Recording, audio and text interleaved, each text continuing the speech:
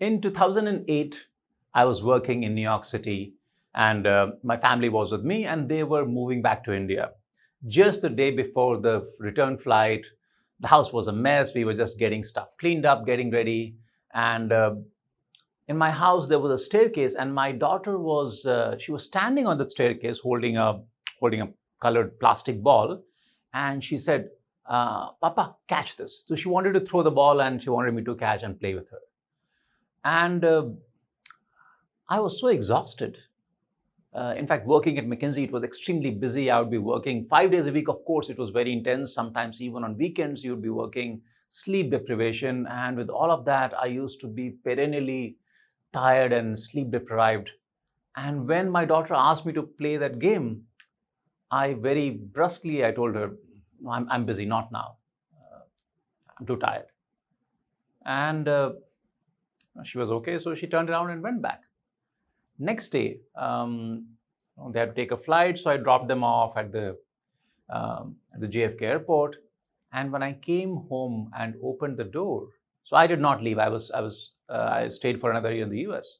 So when I came back and opened the door, I saw that that ball was lying near the staircase, and I was looking at the ball, and I was thinking, today there's no one to play with it.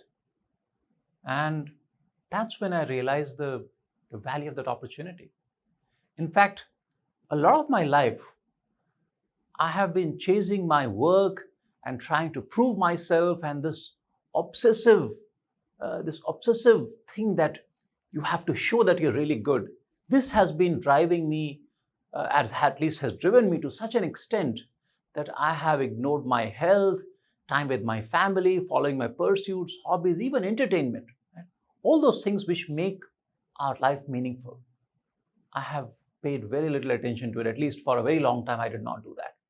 And why? Because I had this excuse that, I'm building my career. That's the right thing to do. Yes, that is the right thing. But there are many other things as well. I never found that balance, at least not for the first many, many years of my professional career. That is something which today I do regret that. I would have loved to say, no, it doesn't matter, past is past. It is, of course, it is past. But if there is one thing I could change, that is the first thing I would change. Second thing I want to talk about is sort of related thematically, which is this thing called ambition. I always thought of life in terms of which is the next mountain to climb. So as an example, when I got into IIT, and for me personally, it was a big deal because I come from a middle class family. My parents, they never owned a car, not even a scooter. We lived comfortably, but we never had our own house. We never had anything. So we just sort of survived, but comfortably. And when you're in that sort of social strata, to come up, to get out of it, you need something. And for me, that a degree from IIT would be the thing. And of course, I loved science. It was my own choice. I wanted to do that. You can imagine how desperate I was. And it was very, very hard for me because I came from an area where in my school or in that neighborhood, nobody had ever been to an IIT. So you couldn't go and ask somebody how to prepare, what to do. And because you don't know anybody who has been to an IIT, it felt like it's a big deal. And when I got the result, I'll share the exact sequence of incidents that happened. So I was staying in Allahabad, very far from the city. There was no way to get the results. And a classmate of mine, his father, he was a senior official, so he had a phone in his house. So I went to his place. He made a phone call to somebody in the city where I think in one of the coaching centers, they had the list out. And then I gave my roll number and he checked and he said, the guy from the other side, he said 707. And I was like, I just couldn't believe it. I was like really thrilled. Then he said, no, it's 207. And then I thought, no, this is like too good to be true. I could never have imagined a rank of like close to 200. And after that, when I went home, what would you imagine? Like massive celebrations, right? No. I just felt completely hollow, completely empty. Maybe it was some insecurity, maybe what if the rank is wrong or something of that sort. But even when the call letter came, everything was there. I swear by God, I did not celebrate for even one single day. So as soon as I reached IIT, what happened? Instead of saying, okay, I'm here 4 years, let me make the best of it, in my mind, the next question was, okay, what's the next big thing? What's the next big mountain to climb? And that happened to be civil services. And I wrote the exam, got into IPS, and I kid you not, I bought the GMAT guide during my Bharat Darshan, which means the training was not yet over. And it's not like I wanted to leave the IPS, not at all. At that point, that was not the point. But the point was, I always wanted to do something more, which is the next big mountain. It was an obsessive thing in my head. And I bought the GMAT guide. I didn't do anything. I never opened it. But again, the lookout for the next mountain was there. And there is no problem per se, as long as you are enjoying the journey. But if your mind is always on what's next, you cannot focus on what's now. Life is in now. Life is not in the next. Life is in the journey. Life is not in the destination. I did not understand that. Now I sort of understand, but still sometimes I forget.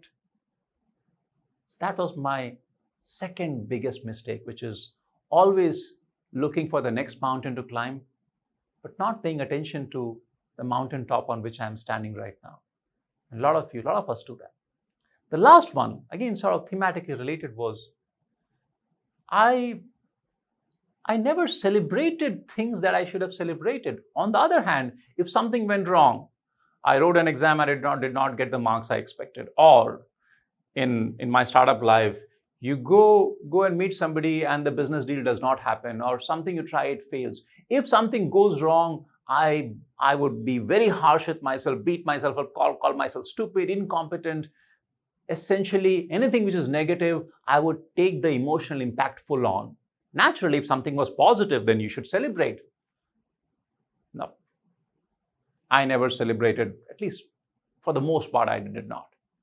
The big things that I have tried to accomplish, like I told you, when I went to IIT, no celebration. I got into civil services, not even like a dinner given to a friend.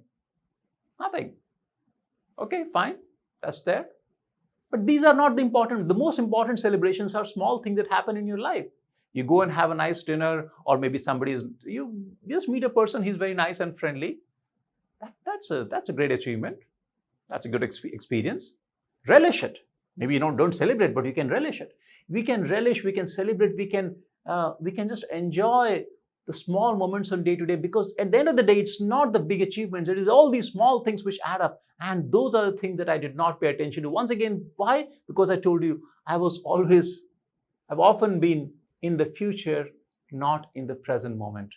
This is something I have been consciously changing for the last few years. I think I've made some progress. But if you were to ask me, like, going back, what would I change?